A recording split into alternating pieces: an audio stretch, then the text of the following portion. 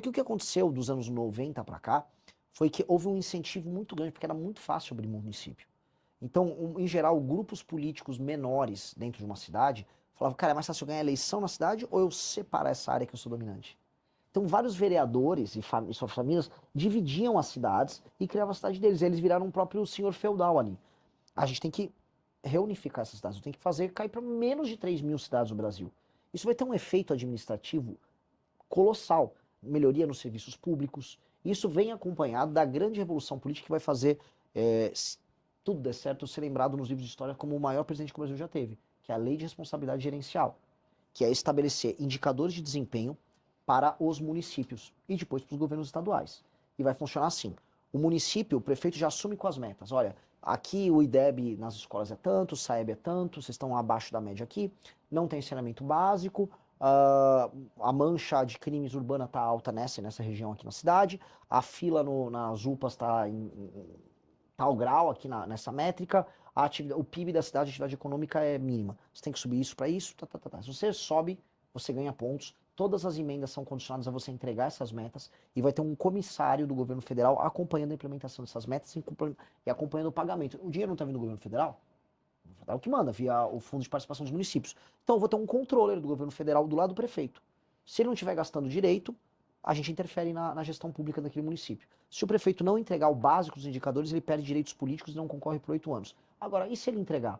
Se ele entregar, o fundo partidário deixa de ser determinado pelo número de deputados eleitos e passa a ser determinado pelo número de pontos que o prefeito ganha atingindo as metas. Portanto, a função política do prefeito é entregar coisas boas para as pessoas, indicadores bons de desempenho, a começar por atividade econômica, que emancipa aquele município do ponto de vista econômico. Aí não vai ser popularidade, porque o prefeito ele vive de comprar a voz das pessoas e de fazer um show do Wesley Safadão ou dessas outras porcarias que as pessoas gostam pra ganhar voto da população. É isso que os caras fazem. O circuito de shows que tem nos municípios pequenos. Agora no Nordeste começou o São João. E o prefeito sabe que ele só ganha voto fazendo São João. Agora a deputaiada toda vai encontrar os prefeitos para ficar dançando forró com dinheiro que não tem, com o país quebrado. Eu acho isso uma vagabundagem. Então, quer fazer seu show do Wesley Safadão? Bate as metas. Então a gente vai criar um sistema de incentivo para o prefeito que bate meta crescer, para o partido político se remunerar só pelas entregas dos prefeitos e, paralelamente, punir os maus prefeitos. Essa revolução é uma revolução que vai fazer com que de baixo para cima a administração pública melhore. Melhorando de baixo para cima, melhora a qualidade da representação em Brasília. Melhorando a representação em Brasília, melhora o debate público. Melhora o debate público, melhora o país. Agora, a implementação disso é difícil. A questão da fundição dos municípios... A fusão é o mais difícil. A fusão, você já teve a proposta anterior com o presidente Bolsonaro em 2019, a PEC do Pacto Federativo? Ele nunca andou. E ele tinha uma das maiores bases, se não a maior base ali na Câmara, não conseguiu avançar. Nunca andou, nunca quis, nunca teve vontade. O irrita no Bolsonaro é que assim, ele ganha uma eleição e ele não sabe o que fazer. Ele entrou, como sabe, se me dá eu adoro Fórmula 1, mas me dá agora, sei lá, uma McLaren pra eu sentar, eu não vou saber o que eu vou fazer. É o Bolsonaro quando entrou no poder, ele chegou lá, ok, o que eu faço? Não sabia. O Paulo Guedes também não sabia. Quando o Paulo Guedes propôs uma reforma tributária, ele pegou com a Receita Federal. Essa reforma dos municípios foi uma das poucas coisas originais que veio do Paulo Guedes. Legal, bacana. Agora eles não andaram. Porque para você viabilizar, você tem que procurar o caminho A, B, C e D. Tem vários caminhos para a gente fazer a fusão dos municípios, mas a fusão é só uma parte. A lei de responsabilidade gerencial eu posso fazer por projeto de lei, mas nem PEC. E aí é fácil de passar.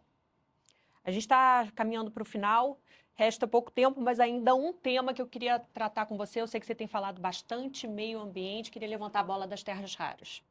Você tem falado muito que é um novo ouro nosso, o Brasil tem a segunda maior reserva do mundo, e o tema está caminhando no Congresso, mas é um tema estratégico também.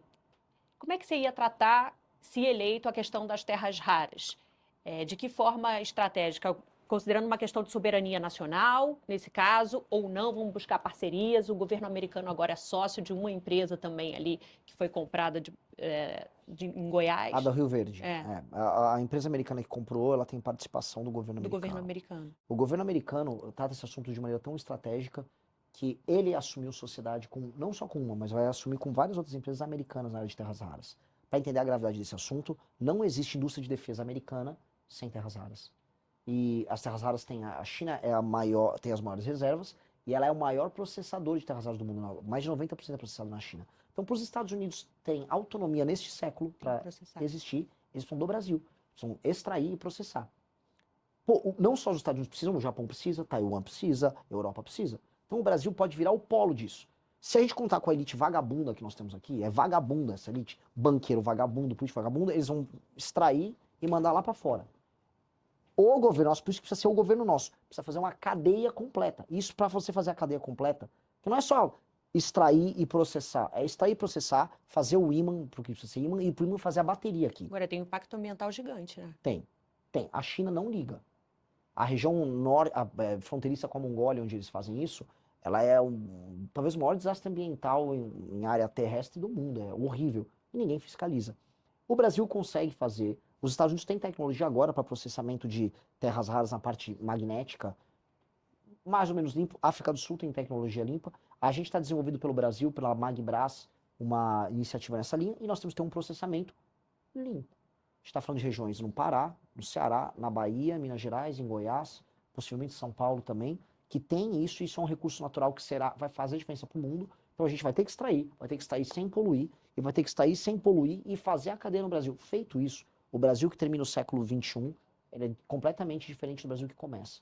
Ele será uma das 5 maiores nações do mundo, poderosa e com tecnologia. É a nossa porta de entrada para uma grande oportunidade. Tem tudo para dar errado. Mas se eu ganhar, vai dar certo.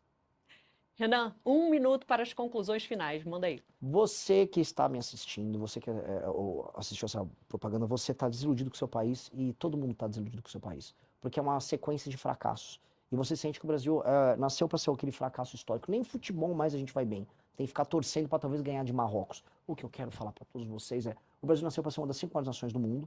E o nosso problema é um problema de liderança. Nós temos as piores lideranças políticas do mundo. Se nós trocarmos a liderança política do Brasil, e se tivermos um foco em tornar o Brasil, esta nação, uma das 5 maiores nações do mundo, o seu futuro será glorioso, o meu futuro será glorioso, o futuro dos teus filhos será glorioso. Basta encarar os nossos problemas e parar de conversa mole. É isso que eu estou propondo. Sem conversa mole, sem querer te agradar, falando a mentira doce que engana, mas que machuca, e sendo verdadeiro. Meu nome é Renan e eu estou aqui à disposição para esta grande aventura. Renan Santos, muito obrigada, Renan. Obrigado a você. Obrigada, gente. Valeu pela companhia. A gente segue entrevistando os pré-candidatos. Até a próxima. Tchau.